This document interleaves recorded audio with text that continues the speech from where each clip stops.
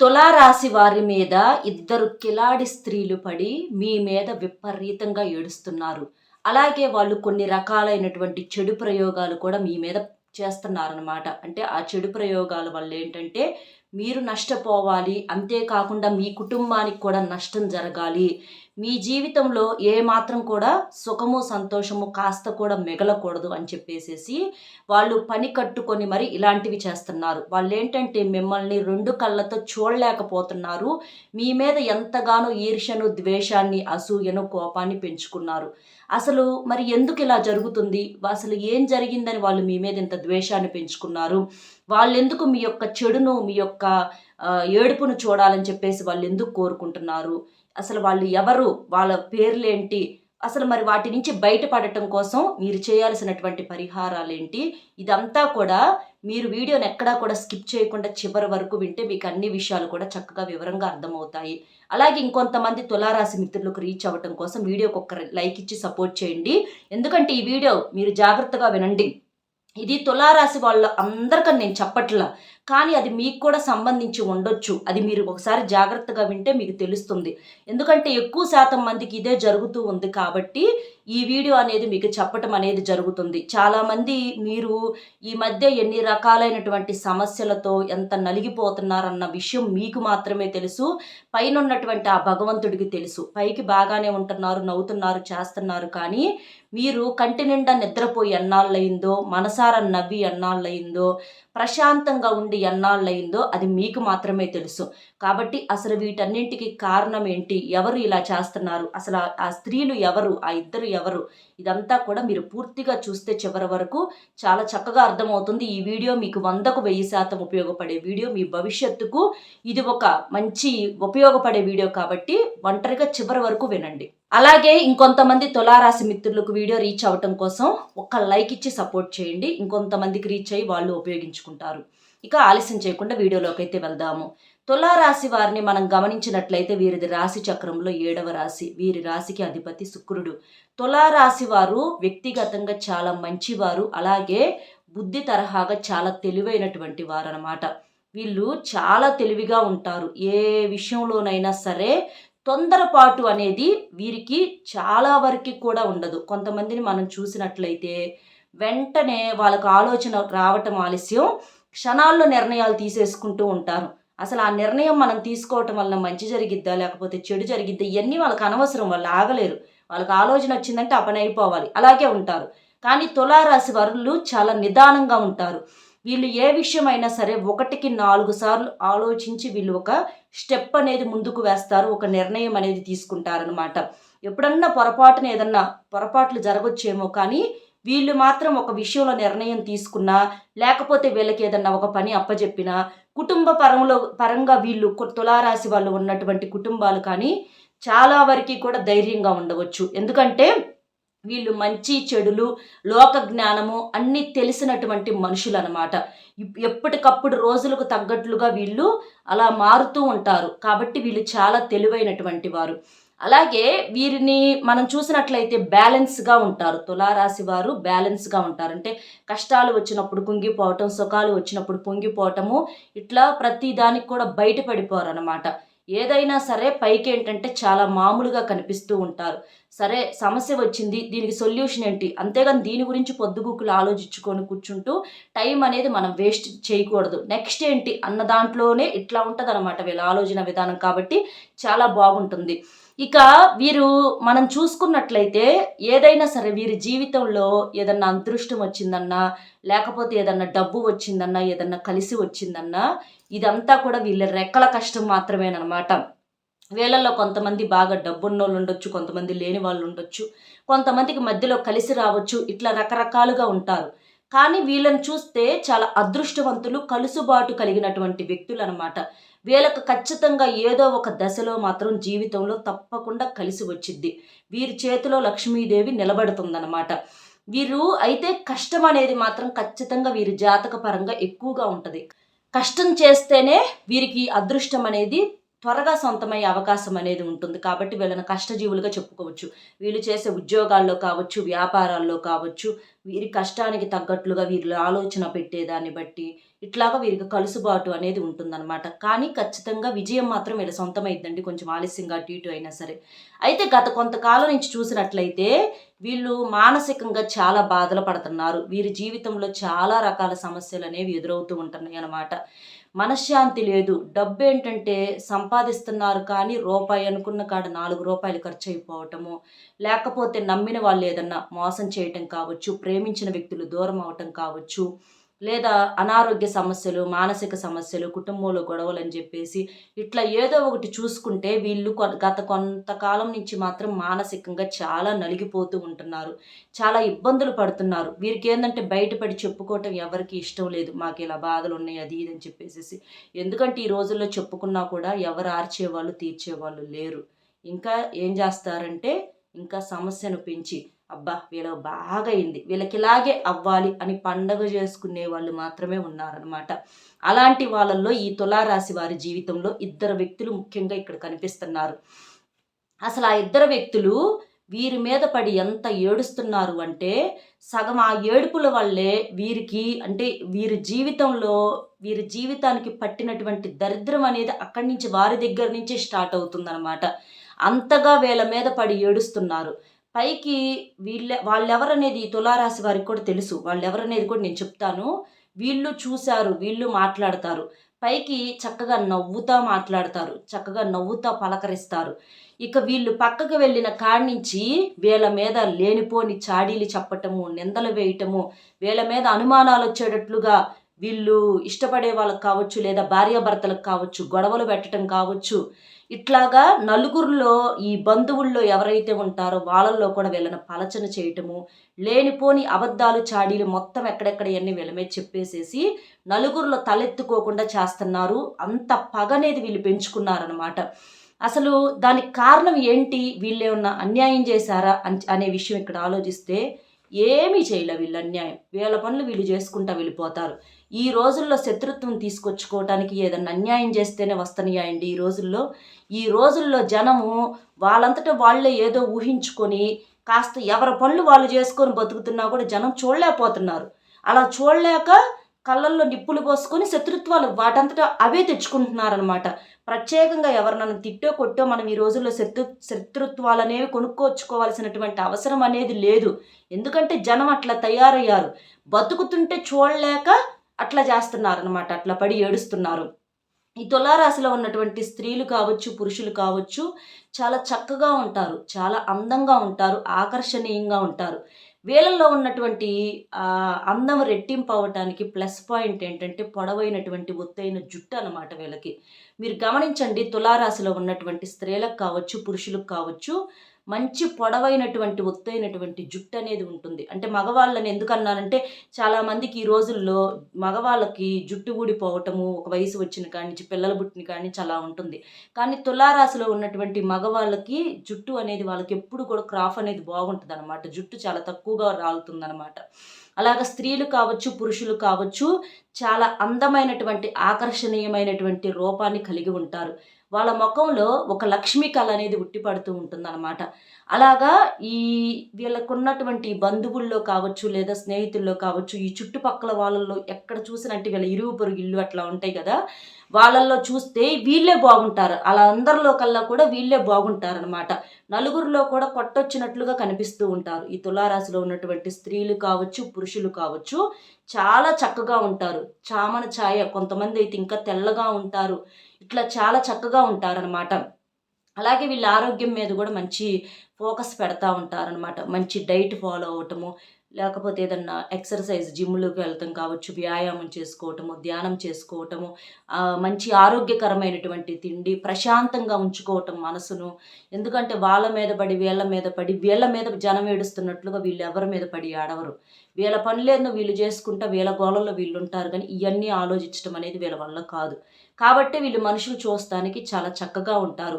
ఒక మనిషి మంచివాళ్ళా కాదా అని దాదాపుగా వాళ్ళ ముఖ కదలికలు చూసి చెప్పొచ్చండి.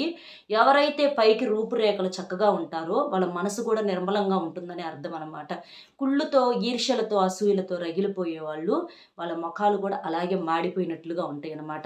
అలాగా ఈ తులారాశి వాళ్ళు మనసు మంచిది కాబట్టి వీళ్ళు చాలా చక్కగా ఉంటారు. ఆ అందమే వీరి పాలిట శాపంగా మారుతుంది.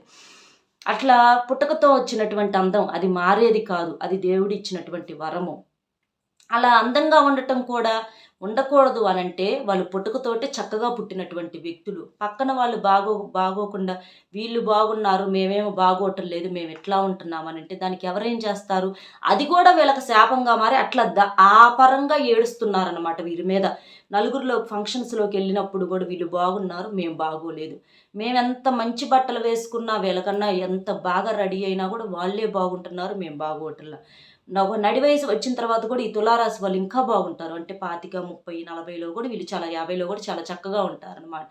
అలాగా వీళ్ళని 2 కళ్ళతో చూడలేక విపరీతంగా ఆ అందం కాడి నుంచే వాళ్ళ యొక్క ఏడుపులనేవి వాళ్ళ దృష్టి, ఆ చెడు దృష్టి ఏదైతే ఉందో అది వీళ్ళ మీద పడిందని చెప్పుకోవచ్చనమాట. ఆ చెడు దృష్టి పడి వీళ్ళు చాలా వరకి ఇదివరకితో గతంతో పోల్చుకుంటే ఇప్పుడు చాలా వరకి కూడా రూపురేఖలు మారిపోయినాయి. ఎందుకంటే నరుల దిష్టికి నల్లరాళ్ళే పగిలిపోతాయి అంటారు.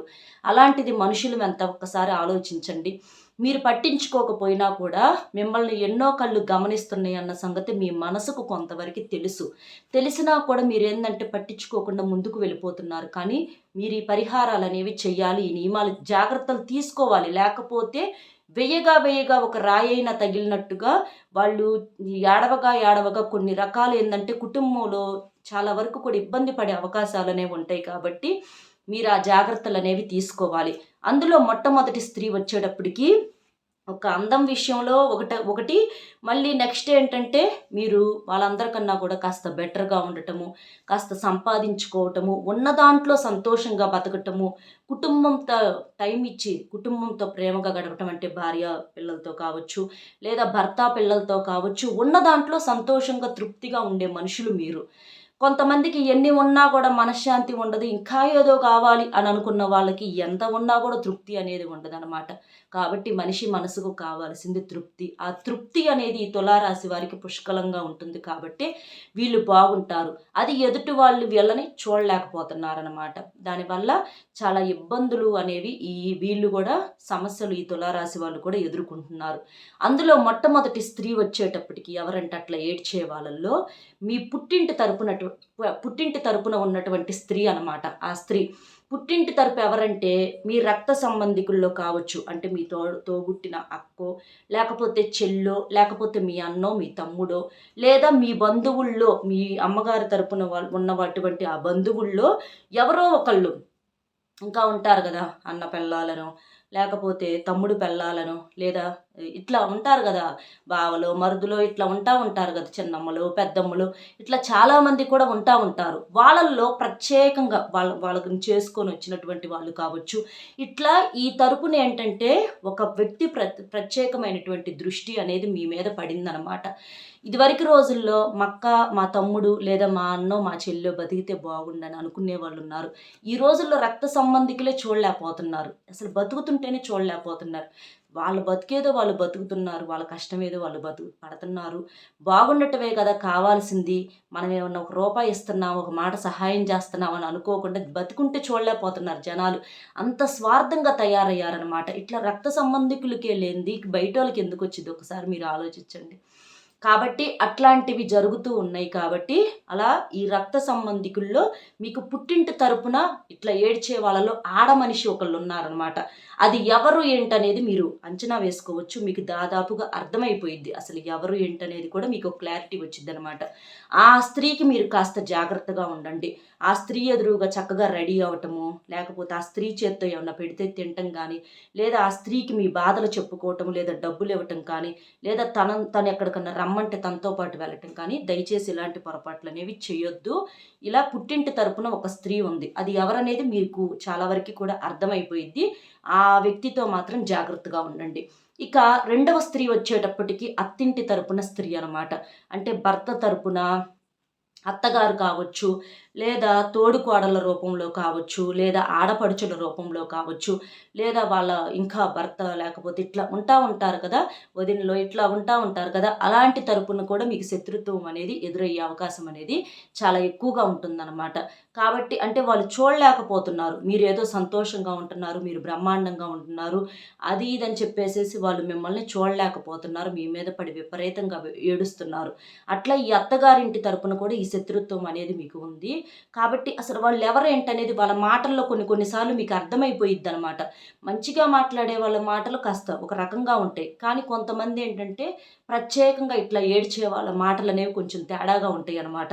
ప్రతి దాంట్లో కూడా మిమ్మల్ని ఏదో ఒక రకంగా అవమానిస్తూనే ఉంటారు.